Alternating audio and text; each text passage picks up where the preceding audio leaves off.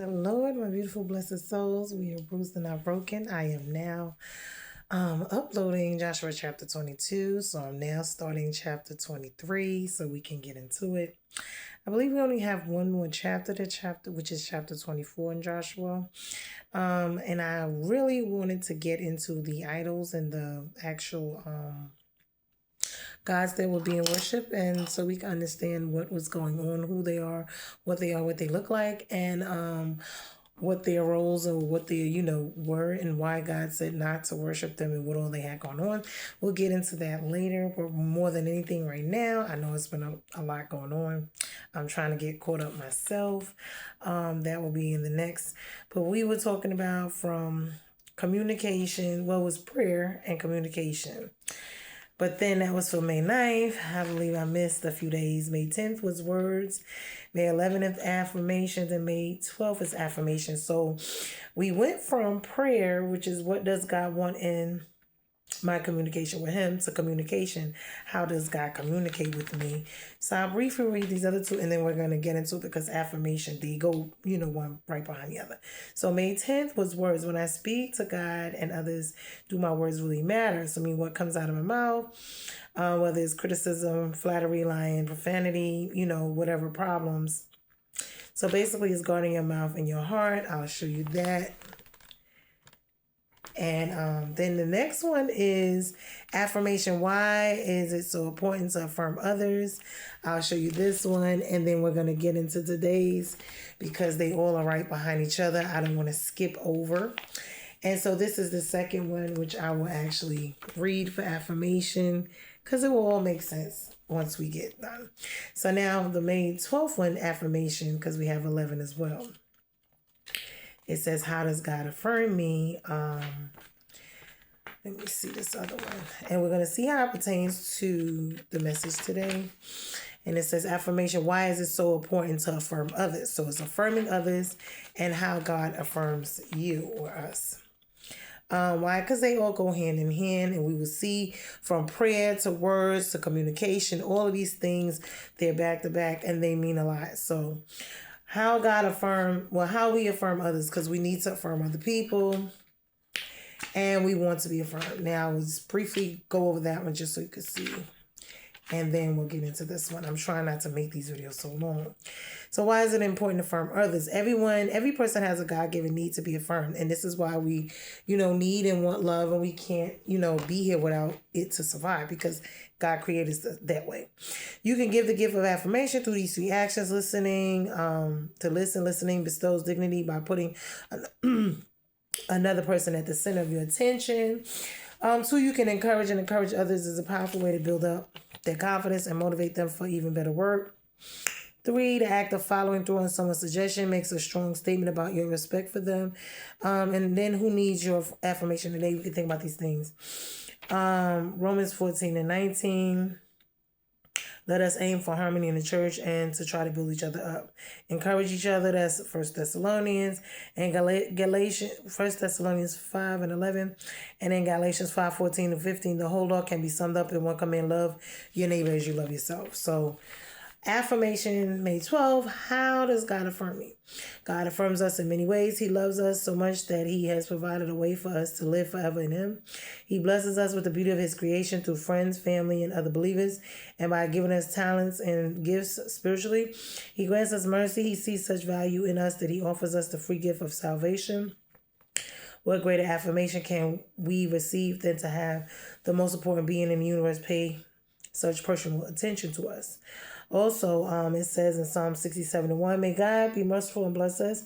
May his face shine with us with favor upon us. May God bless us with his special favor and wonderful peace as we come to know Jesus, our God, Lord, and better. 2 Peter 1:2. To pass on to you what is most important, what has been passed on to me. Christ died for our sins, just as the scripture said, 1 Corinthians 15:3. And now God is building you as living stones into his spiritual temple. What's more, you are God's holy priests who offer the spiritual sacrifices that please him because of Jesus Christ. That's 1 Peter 2:5. So we're going to get into it.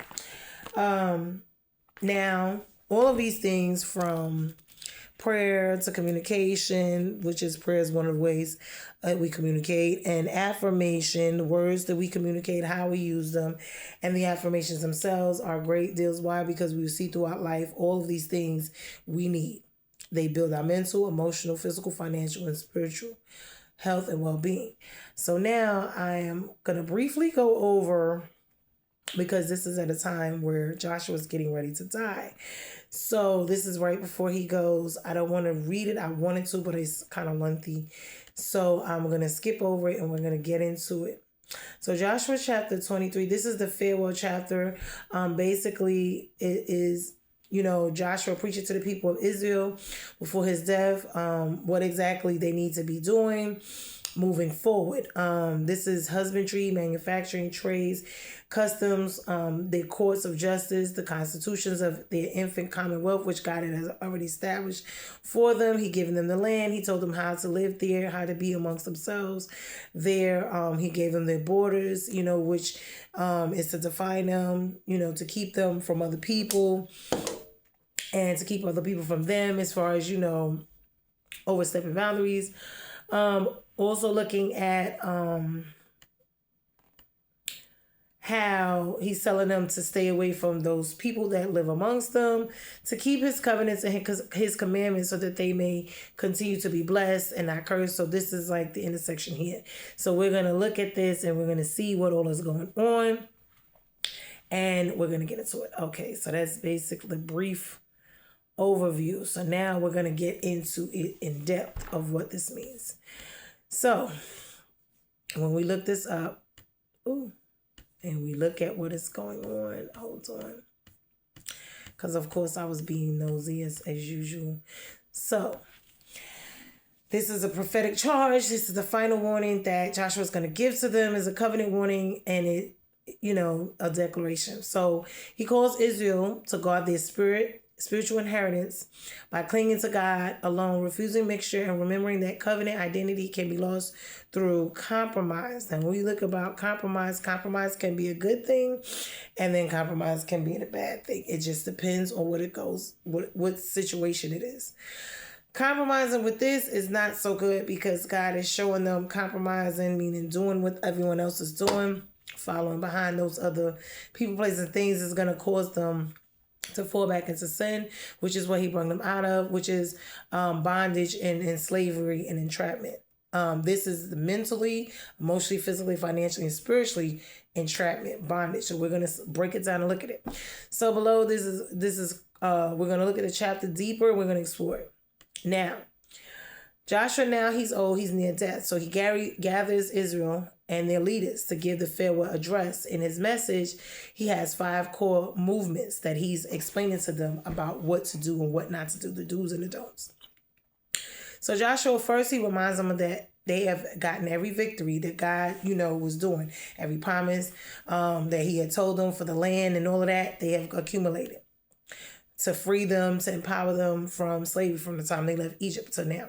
So he reminds them. Why? Because memory is something that you need to have. Why? Because you remember where you came from or where you are to know where you're going. And what people, places, and things played roles in that, whether they were good roles or bad roles, whether they helped, whether they were lessons or blessings. Your inheritance is secure only if you remain obedient. The land is there. It is theirs. But its continuance depends on their loyalty to God's commands. So this is some extra land he's going to give them.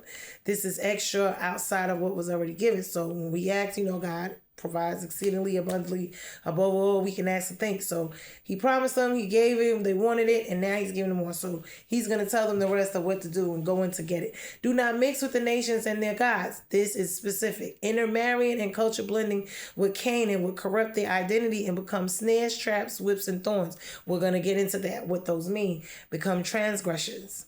We're going to get into that. Now, cling to the Lord with exclusive devotion. Joshua emphasizes that love for God, not fear, not duty, is the only force strong enough to preserve their identity. Now, we see compromise all the time, including this day and age. A lot is going on. When we look at the world, we see what goes on and we see why it goes on. Then this is, this is not nothing new. As we can see, this went on even back then. So now, cling to the Lord with all your devotion.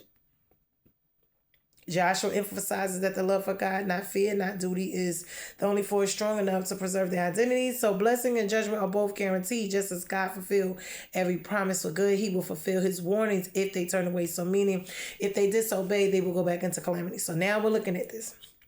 Joshua 23 reveals about spiritual lineage. Joshua's not talking about land only. He's talking about identity, inheritance, and lineage. Lineage is preserved through loyalty, not blood alone. And see, this is where we must understand, because even in our own families, we must understand loyalty is a big thing. When people are not loyal, whether it's your family, your friends, your job, whatever, when you're not loyal, they're not loyal. See, those compromises can be good, because those compromises can help you contain, retain, and maintain your people, places, and things to a healthy stand. But when loyalty is not there, when trust is not there, when all of these things is not there, that will become a problem. Compromise in that sense can be a good thing or a bad thing as well. Because if you're compromising with the wrong elements, then that will be a problem. But if you're compromising with the right situations, then that will be of help. So this is where your lessons and your blessings come in at. So now we're going to pay attention, because, right? So Joshua warns that the covenant identity can be lost through mixture with the idolatrous nations. This shows that lineage scripture is spiritual before it is biological. So although you are God's property, just like you are your parents and their property, or your, whatever, children, it could be the same thing. Your spouse, it could be the same thing. Why? Because disloyalty breaks what? It breaks the bonds. Exactly. So when you look at the betrayals and all, and we wonder why things are the way they are, this is how they start. And God lets us see and show us the breakdown. Unfaithfulness in whatever aspect is a game changer. It is a game changer. So when you see people, we just had Mother's Day, we just had, people, some people are mourning their parents and they're right here living. Why? And the sad part about it is because they don't have a relationship with them. That's, spouses, that's, people, places, things, whether it's you as a child, whether it's your children, you're mourning people who are alive, meaning they are alive and well, but you do not have no relationship with them. So they are alive, but to you, it's a mourning because it's a loss. It's like a death, a spiritual death. Even though they haven't physically died, they're here, but you mourn, the relationship and not having one. So Israel lineage is defined by covenant faithfulness. Mixture with idols corrupts lineage because it corrupts worship. God specifically told them this idolatry, he removed them from that. So he don't want them to go back to it. This is why this is so important. So when you see certain things going on, even with your own children, your own spouse, if your spouse cheats, or if your children goes and betrays you and be loyal to others outside of you, or whatever the case may be, or you to your children, or whatever may be, your job, whatever. This is what creates the division. This is what snaps that bond, that cord, hurt, trust issues, betrayal. This is what does it. Putting others before, these people, places, and things, meaning God doesn't want us to put these other people, places, and things before him. And in our relationships, when you have a relationship, a covenant, whatever, a bond, this is what this is about. Not betraying your people. And God doesn't want it. He doesn't allow it. And so neither do we. It's the same thing. Lineage is transmitted through what you cling to. Because remember, although we're God's, if we disobey, he will allow things to happen and treat us the same way as if we're not his. Why? Because when you act that way, that's how you're going to be treated. And this is even in our own states when it comes to us and our relationships and our with each other. So when we look at what goes on, this explains it all. So just because you're my family member or, a relative doesn't mean you have the right to be dysfunctional, treat me a certain way. And I don't have the right to do that as you as well. So when these things happen and the bond breaks and the betrayals and all, this is where this is. This is how we see this is. This is how it comes to be. And this is why the words, the communication, the prayer, the affirmations, these things are so important, because this is what this is about. You see what I'm saying? It could make or break it. Along with the transgression, trespasses, which are sins. We're gonna get into what transgression, which I think I had already did a video on trespass and transgressions anyway. So compromise in this situation creates generational consequences. Joshua's imagery, snares, traps, thorns is generational language. Compromise doesn't just affect individuals, it shapes the spiritual environment of their descendants and inheritance. And this is what they can inherit. This is where the blessings and the curses come in at.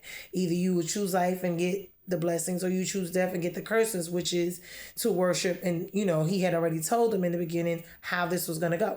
So faithfulness creates generational stability. Joshua reminds them that God fought for them because their fathers obeyed, meaning they were obedient to God. This is why. So obedience becomes a lineage of protection. So obedience is better sacrifice. We always say that, and this is why. Because when you are obedient, you are up of undercovering. But when you betray and you go and you deal and play with the enemy over God, that's just like your parents or your friend or your spouse, and you pray with the other people and you betray them, then you get, they step away, they walk away, and they leave you. Why? Because you need to be over there and they need to be over here, and whatever's going on is going to be going on. This is how you separate that. That cord, that bond gets broken. It gets, cut. And this is how that happens. So we all know about it. We all have been there. We all have done it. We've done it to others. It's been done to us, whichever way it is, whatever way in our life. Now, lineage is a covenant story. It is not a personal story. Joshua's roots, Israel's identity, is what God has done across generations. Meaning, remember, this was a generational thing. It was not a just now thing. They arrived here after 40 years, however many generations later. So this is not a just now thing, and it does travel. It is blessings and curses travel alike. They brought them out of Egypt into the wilderness and the conquest. So now they're going into finally the promised land which he promised them. Our lineage is a story God has written long before we were born. And the funny thing about this is, because I was looking into a lot of this stuff as well, a lot of them died off before they even got into the promised land. A lot of things were not established. A lot of things were not taken care of. When I think about my own life and our own generations, and like my parents and their parents, and us becoming the ones to have to, whatever wasn't broken or taken care of in those generations were left for us to do that. And it's like, it's sad and it's a shame, because if not, it'll die off and it is still there and no one's handled it. No one's dealt with it. Just like, okay, it took all this time for the blessing, the promised land, for them to finally reach it, because it took that process of going through this for them to get there. So when we look at these things, it makes a lot of sense. It makes me, even in our own lives, in our spiritual, mental, emotional, physical, financial, when we look at ourselves, especially, and I'm not going to just say especially Black people, because when we look at what's going on and what we're passing down, okay, it's a problem. Because we're not passing down, a whole lot of blessings. Now, we could say we have some, yes, but a lot of it is curses. We must understand this. I mean, when it comes to land, when it comes to provision, when it comes to basic necessities of life. So we need to look at these things and start understanding what exactly is going on. But we're going to get into it, because even with this going on, we're going to see in Judges how they still end up backsliding and going back. And we got to discuss that too. And it's the trauma, it's all of these things, and we're going to discuss it, because this is what happens to us and this is where we are. How to move forward and how to day to day, because it's not easy and simple breaking generational curses. It's not easy and simple walking a covenanted life with God. It is not. It will have its sets of challenges. And it's not to say that, it can't be. It's some days it's going to be, okay and wonderful, and some days are not. Some days are going to be hard. Things are going to be going on. I hear people talk about, how can you compare? Sometimes you compare your life to other people, because when you're going through certain things, you wonder why, and this is just the natural situation. It's not to say, like I said, this channel is not for those who are just, no, we're looking at the issues and we're dealing with them. We're being honest with ourselves, because God sees, hears, and knows them anyway, whether we are going to accept it and, to him, which is where we should be doing, or not. And it's not just a just now thing. This was going on then. And we see how even now we still battle and deal with some of these things. So we want to point them out, pay attention, so we can kind of start to, work on them and ask God to help us with it. This is what this is about. But if we don't look at it, we don't expose it, we don't acknowledge it, we never will change it, because things you don't acknowledge, things you take accountability, you don't change. You don't see any need or necessary to change. Okay, so now we're going to look at this from the patterns, because remember, the habits, the thoughts, the patterns, habits, cycles, all of these, this is how we come here. And this is how it gets passed down. Lineage is guarded by separation, but not isolation necessarily, but distinction, because you will have a time where you will be isolated. But remember, you can't be isolated the whole life. Why? Because we weren't made to be alone. So there's seasons where we will be. And then there's seasons where we, we'll be out or, around others. That's where we're supposed to be in relationship with others. Joshua warns that mixture dilutes identity. So when we start, let's say you're married and you start hanging out with single people or, all these other things, there's boundaries. And this is where the boundaries were God set for them as well. Boundaries, because the boundaries help protect those inside from those who are out and those who are out from the ones who are in. And this is what this is about. But people don't like boundaries. People don't like to have, well, you can't do this and you can't. No, it's all about what we want, how we feel, self-gratification, all this stuff right here, right now. This is what this is about. So the boundary of, okay, your children coming in having a curfew, they don't like it. So then they do what they want to do. And then when it's time to, reap the consequences of it, then they don't like it. Just like, okay, in a marriage or at your job, you got to be there on time. And if you're not, you can get fired. Those are the consequences. If you're married and you want to step out of marriage and this is the same thing. You may lose your whole wife, your whole everything. Hold on one second.